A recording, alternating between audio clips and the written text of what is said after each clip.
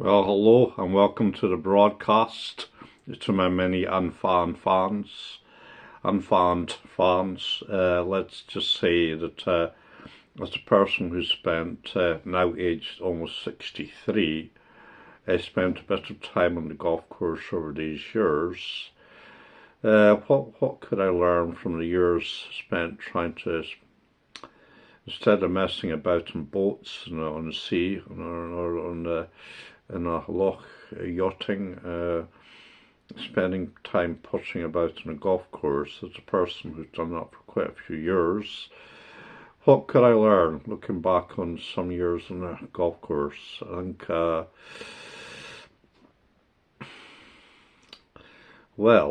golf ball hunting. I think in today's world, a lot of suffering could be alleviated among the golfing community, where the golf ball manufacturers and kit manufacturers to do something about an implant to these golf balls when they're produced in the factories, involving satellites like the GPS system. So where a golfer of my standing to hit the ball off the tee or an iron to the green into the rough by accident or by lack of apparent coordination skills, were I to be in the rough frequently on a golf course off the tee or on my second shot to the green, or on a par 5, my third shot or second shot on a par 5, were I to be wayward and in the rough. I think the game of golf is a pleasurable pursuit, like recreational activity, could be improved somewhat by the golf ball manufacturing companies implanting some sort of microchip into the ball design via satellite technology in the way that you track an iPad nowadays to locate it, so you know where the ball is. So instead of the agonising pain and cost expense of losing a lot of golf balls, searching in the undergrowth and unpleasant terrain of entangled rough material, grass and grasses, heather, gorse bushes, trying to locate your golf ball with a simple design of a microchip into the golf ball manufacturing process via GPS, satellites and some sort of AI development in the golf industry that could direct the golfers to the precise location of the golf ball, causing more enjoyment in your average round of golf. The other thing I would learn from the game, some years in the game of golf, is bunkers. There's some things on the computer about how to play bunker shots. It seems to me, as a 63-year-old with your average golf course layout, without bunkering on the course, some bunkers strategically placed and designed in certain parts of the course, certain types of sand and certain types of depth of bunker, that it would alleviate, without any bunkers placed on a golf course, there'd be no features on the golf course to give it any structure to the design layout of a golf course. However, like losing a golf ball, the average player, myself and any other average day hacker could, or punter on a golf course, in their career on a golf course, if they're not Nick Faldo and they're not Ian Wisdom, who would be straight down the middle most of the time, and if they did get into bunker, no problem, up and down out of the sand most times, near the green, close to the pin with their shot out of the bunker. However, in the case of your average golfer, that's not so tough in the way. And I think there seems to be a question mark about bunkering on a golf course. Without bunkers, the golf course would be somewhat sparse, is somewhat lacking any features and any alignment on it. Anyway, in recent developments in my scientific domain of study activities, TTODE theory and the possibility not of the God helmet or the devil helmet or hat, but or the golf club cover head, the head cover for a driver, metal wood, metal 3 wood, metal 1 wood on a golf course. The headgear of the TTODE, NDE, OBE, euphoria experience, neurological golf helmet on the golf course. It could be programmed with the developers of such technology. A wearable device is somehow using satellites, GPS, so that where the average golfer to stray into an undesirable bunker on the course of any distance, varying length from the pin. Fairway bunker, trap bunker, greenside bunker, deep bunker, shallow bunker, wet sanded bunker, dry sand, coarse sand, heavily ridged bunker. Well, depending on what kind of player you were. If you happen to be a European Golf Tour player or a USPGA Golf Tour player, bunkering would not, in most cases, present any great insurmountable problem to a player of that athletic ability. However, most people are not in that fortunate position to play golf the way they do on your average visit to a golf course, and I think the visit to a golf course for the average player could be improved by the Stanners law of corrective metamorphosis headgear, OBE, NDE, euphoric headgear golfing equipment. So where, let's hypothetically say, the golf player strayed off the straight and narrow into a fairway bunker or into the rough, the satellite would find the ball, alleviating a lot of suffering. And were you to get into a bunker with the correct setting on your golf, your God's helmet with a TTODE Stanners law of corrective metamorphosis out of the sand again. A lot of pleasure could be gained that way, including AI equipment based on the TTODE time texture order differential equation network of cylindrical misshapes. I think were that to be applied to the game of golf, I think the average visit to a golf course over the years for a keen golf enthusiast, as I was to some extent, and many other people were, more so than I've ever been, I think it could improve the experience of your average game of golf.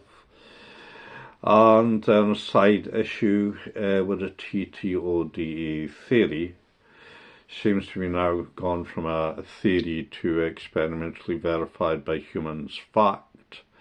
The experimental data evidence collected by human design experiments. And Freemasonry. Freemasonry is not something I know much about as a person who's not a believer in secret societies. Only people who are members of such organisations as the Freemasons, Rotary Club, Round Table would know what their secret policies happen to be. As a person who's never been in these organisations and never would be in a group organisation of that type due to perhaps neurodiversity, neuro-linguistic traits of my own type, to get my head around that kind of way of thinking for an independent scientific researcher, I think it's not the way for me. Only people who are part of the Freemasonry network, who seem to be partly the monarchy, and other people like them, who know what their rituals entail, what they believe, and the Masonic handshake, from my experience of it, whether in a car or a van or any other vehicle, it seems to me to be very offensive. It doesn't seem to be a thing that's going to be good for your chest. It doesn't seem to be an inclusive message, and it does not seem to be a user-friendly message. However, I'm not in a position to pass judgment on the Rotary Club, Round Table, Freemasonry, because I'm not a party to their group, wouldn't join their groups due to not being a believer in secret groups and secret handshakes, etc.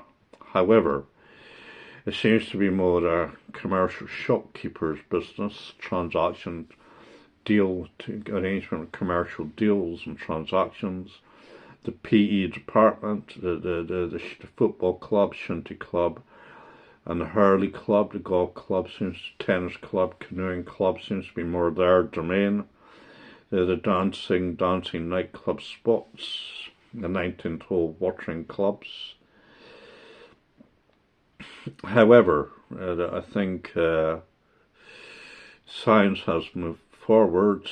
Stannard's law of corrective metamorphosis, and the only other thing I would say from my own personal experience, because my journey through life took me via the NHS psychiatric services, and some of the members of staff were, at least to my knowledge, and I don't know what happened behind closed doors, but whether I had to take things at face value, there were certain members of the NHS psychiatric mental health services who seemed to be relatively kosher, relatively helpful in their dealings, and there seemed to be quite a lot who didn't care much about the job. Care in the community mental health psychiatry department seems to be rather atheistic in its persuasion and practices, based mainly on the false teaching of Sigmund Freud. Transference, counter-transference could be re-paraphrased as ventriloquist, Bashirigar mimicry, parroting back what the words that came out of the person's mouth, which is equivalent to just totally ignoring the person in the first place. A very offensive, offhand way to deal with another fellow human being. But with the Stannard's law of corrective metamorphosis now gone from theory to established, verified scientific discipline, perhaps we could move forward from the days of Sigmund Freud, Carl Jung, and some of these spiritually darker practices, like hacking the mobile phone, hacking living quarters, hacking the ear defenders to keep out the noise, which wasn't keeping the noise out of the place in any way, hacking of computers, and social inclusion, which in effect meant you were excluded from the group and no inclusion whatsoever. We can move forward perhaps with the TTODE timeline and make some progress from the atheist-only belief system. So let's hope that there can be some progress made so there'll be no further blackouts in people's lives, no further breathing problems, no further asthmatic problems.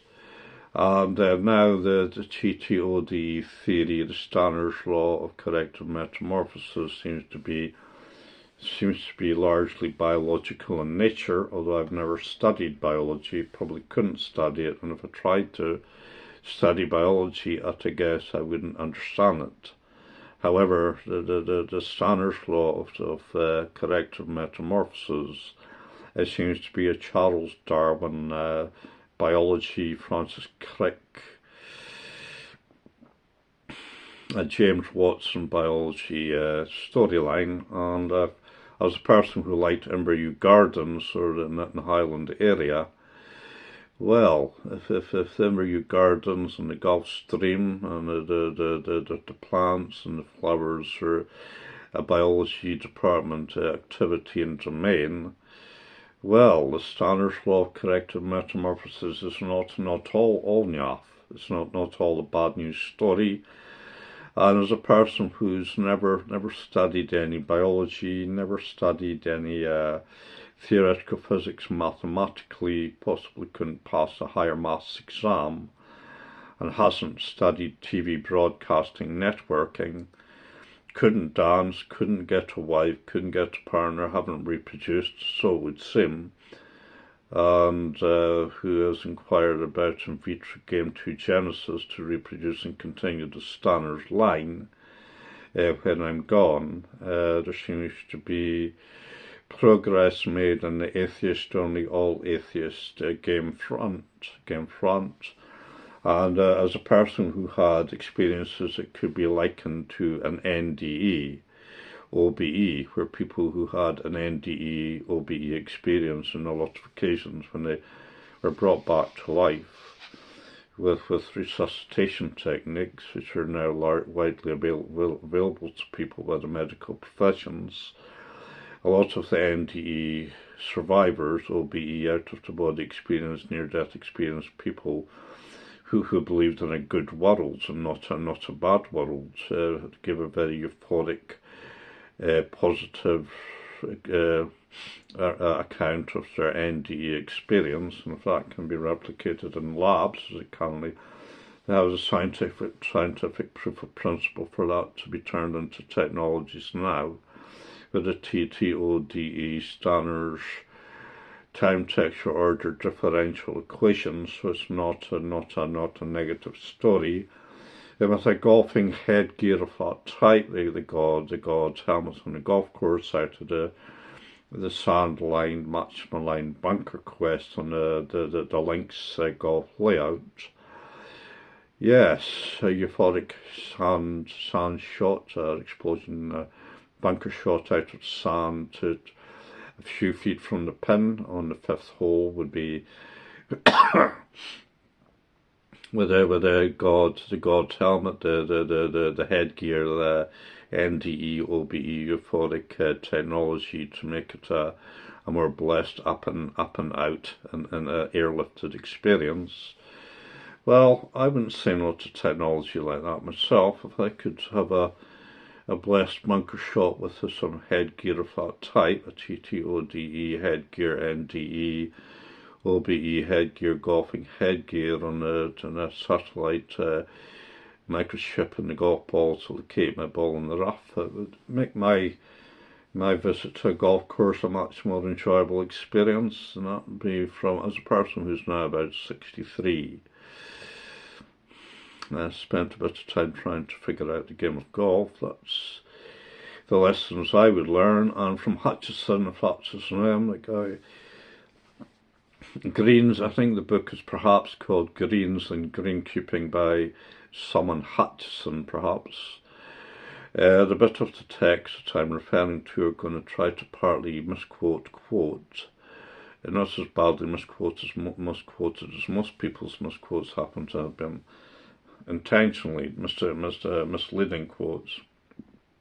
Read all the books and totally misquote them intentionally, leading up the metaphorical garden path with their directions for your destination arrival. But I think Greens and Greenkeeping by whoever he was, Hutchison, I think it was, it's on Amazon. He said, one of the greenkeepers said, if you're laying out a golf course, the best way to do it is to survey the piece of land the course is going to be built on. It doesn't have to cost any more than a piece of land to build a farm on. There's quite a lot of farms, and it doesn't cost any more to buy a piece of land, or it doesn't require any more land to build a golf course than it does to own or rent a farm. It's the same hectareage. It covers the golf course layout, and you survey the land instead of it being used for farm and agricultural purposes, turn the same land into a golf course layout.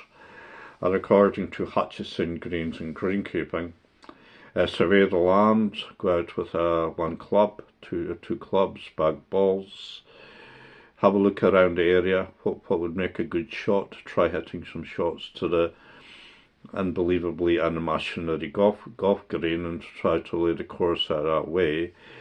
with no sense, no rhyme or reason to what you're doing other than gut instinct, and a feeling for what would make a good design of golf course layout. That seemed quite sensible to me, and because no two people are alike, were I to try to go out onto a piece of land, survey the land, were I to be in that privileged position, which I'm not currently in. Most people would never be in a position like that. But where you're in a very lucky, privileged position to have a piece of land to survey to turn into a golf course instead of a farm, agricultural farm, that's what you would do. And if there was one or two clubs taken with you onto the piece of land, a bag of balls, hit some imaginary shots to your imagined golf course, there were 10 or 15, 16, 20 people to try to do that on the same piece of land. At a guess, they'd come up with a completely different layout of course, and with strategically newly designed bunkering, and the satellite implanted chip to the golf ball, some manufacturing about the rough terrain, how rough it should be, and is there any way so that if you are on a golf course in the rough for your second shot or your third shot on a par 5, could you use AI technology and the TTODE headgear called helmets, and the newly discovered science of the consciousness physics and the Stannard's law of corrective metamorphosis, were a golfing player to land in the rough. What could you do about the design of the rough on the golf course, the length of the grass, type of the grass, the whin bushes or the gorse bushes, or what kind of rough terrain would the rough be, and how are you going to get, if you do find your ball with a GPS and a microchip implanted into the ball with the satellites, are you going to find, once you find the ball and locate it, what are your chances with an AI designed club with a TTODE spec of the average player getting the ball back out of the rough onto the fairway with relative ease and limited trouble? Restricted trouble, well, statistically so far in the history of the game of golf, where the average golfer to get into the rough on any hole, it's quite common to spend quite a few shots trying to get back onto the fairway. So many a good scorecard when you signed off at the end of the round for the scorecard, when you signed your name and signature on the card at the bottom of the card, many a good scorecard has been ruined by unnecessary, unpleasant visits to bunkers, rough when you lost your ball, type of rough, gradient of the fairway, and were 20 different golf players to survey the same piece of golfing landscape, at a guess would be 20 different layouts suggested for what you might play. So play your own course, and if you can't actually use mechanical aids to bulldoze your own course, you can use that in your imagination to, even though you might play a certain course, let's say Carnoustie, you might pay money to play Carnoustie.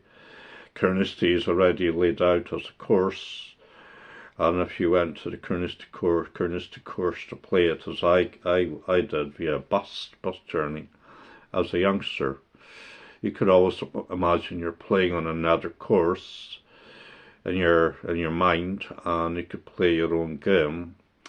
And whether you go round in 295 shots or 67 and win the British Open, or you're in the Body Burn, taking 5 shots to get out of the Body Burn and try to retrieve the ball from the water hazard, or were you to be in a lush lie or a dry lie or a slanted-sided lie, the golf course is there. The golf course is there for the taking, and it's designed by your own designs. So there are my lessons from some considerations about what I might have learned from, instead of pottering about in boats, which I couldn't afford to do, and pottering about in yachts.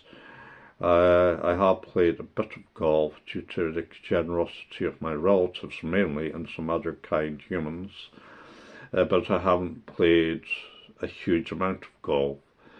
And as a person who didn't potter about in boats, didn't do a lot of dancing, didn't read a lot of books at the library, didn't get a lot of working contracts, had no social life to mention, and that would be from my time pottering about on a golf course at times, after the retired on Friday night, to the lounge bar for drinky poos, and the sun is beginning to go down, to go out onto the course with a bag, with a few clubs, a bag of balls, and imagine your own layout and design your own course. How does that sound?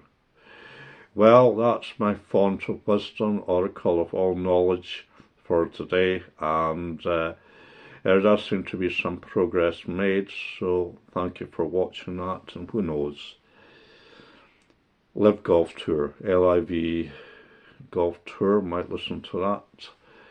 Not a man of popular standing, but a very trawled video producer. As a person who's made quite a lot of YouTube videos, personality rating not high. Mr. John Stanners, Stanners. Trawling rate very high. So they might find something there to trawl about, and if you happen to have watched that video, let's hope you might find in the People's Academy, People's University, who knows, FREE, free education, open source education for all. Who knows, there might be an analogy, a parable in that story that I've just recounted there that could be applicable to any number of subjects: yachting, book reading, book writing, music making, dancing, running a business, recreation, socialising, drinking in a pub, running a shop. Who knows, there might be some parallel that can be drawn with that little sketch. So I hope to my viewers that they might be able to take something from that video, worthy to watch it to the end or watch part of it. Personally, for me, it means quite a lot to me, having given some thought over the last 50 years or more about these issues, as a person who spent some time in these types of environments and situations. So who knows, this video will surely be uploaded to YouTube, and who knows, my previous YouTube videos have been trawled completely out of all recognition, generally for other ungodly purposes. However, I think there's some educational